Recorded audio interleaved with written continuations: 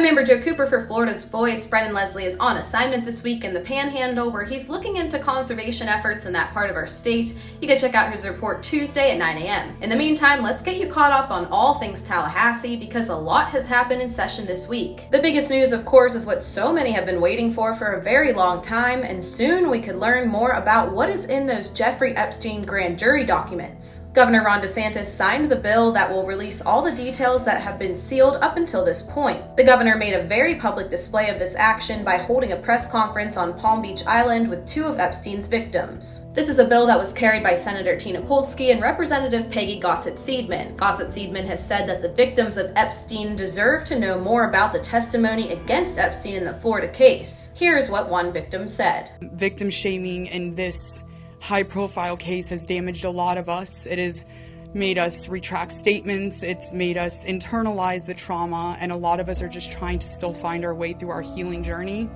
And I just want to remind everybody to please be kind.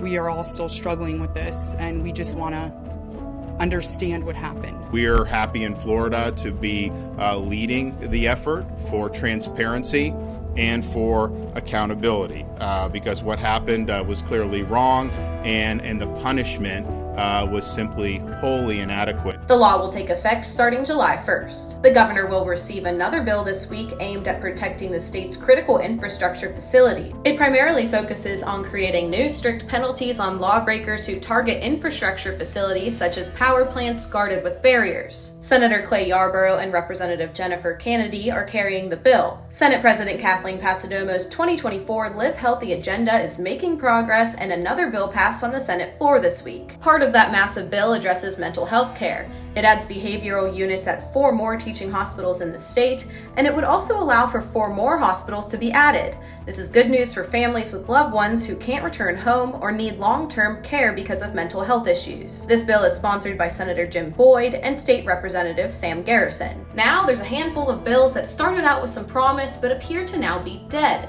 Among them, a bill making people put their biological sex on their driver's license. Senate President Kathleen Passidomo has come right out and said that the bill is still stuck in committee, and noted per Senate rules, bills can't circumvent the committee process. Another one is the so-called defamation bill. It would have assumed media outlets engaged in actual malice if they publish false statements given to them by anonymous sources for the purpose of defamation cases. And then there's a bill for civil liability for the wrongful death of an unborn child. For now, it is postponed. In a statement, Senator Erin Grahl said although she has worked diligently to respond to questions and concerns, she understands there is still work that needs to be done. For more session coverage, head to our website, flvoicenews.com. For now, we're going to toss it over to Michelle Visserina, who has an incredible story about a woman who says that her dad should be executed after allegedly sexually molesting multiple children, including her niece. A daughter is saying she hopes her own father is executed under the new Florida law aimed at pedophiles. Anna Albaran claims her own father sexually assaulted her niece, and she calls him a monster because he allegedly did the same thing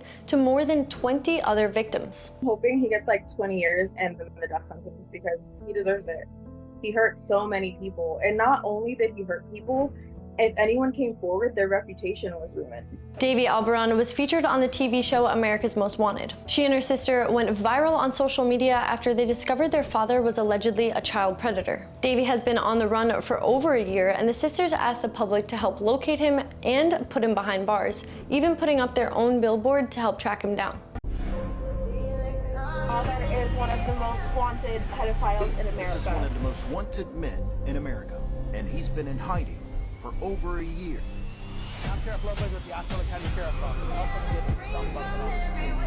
Anna went public about her family's situation after her then 9-year-old niece told her that she was being sexually abused for months by her grandfather, Davy Albaran. This TikTok video shows the child's mother confronting him. Listen. And I'm not believing you. I don't believe you gotta say. You know I don't play with my kids. I know, but I will never do that. I don't believe you. Soon after, he fled the area. Now Anna wants her father convicted and put to death. What he did to my niece was bad, and for months he did it to her. And just like how hopeless she felt, having to deal with her own grandfather doing these acts to her, hiding her phone so she can't call anyone, like making her turn off the cameras in the house. Like he's a monster, and he deserves that times 1,000. Like, he's just a really bad person, and I don't feel bad about it. Polk County Sheriff's Office arrested Davy Alberon February 18th. The night that he was arrested, I had probably called the police about 4 times telling them that he was at the house he was at. Just from all of the tips that I was getting, I was like, there's no way he's not there. The arrest affidavit shows Alberon had an active warrant from Osceola County for the charges of sex battery on a 12-year-old victim. Reportedly, 24 people have come forward with claims of sex abuse at the hands of Alberon. Anna says 3 of them are now adults abused as children. Anna believes Davy has been doing this to children for a very long time. I could just imagine that there's probably more, because if he was left alone with your child, he would do something to him. It doesn't matter if you're related or not related. While she celebrated his arrest, she knows the long, painful road that awaits the family. Governor Ron DeSantis signed a new Florida law that took effect in October, making it possible for child rapists to receive the death penalty. Anna believes that law is great and hopes it will apply to her father. I'm Michelle Vesarina for Florida's Voice News. Also, remember to tune in Tuesday at 9 a.m. for a special report from our host, Brendan Leslie. He's on a special assignment from the Panhandle, looking into conservation efforts in that region. Thanks for watching Florida's Voice News.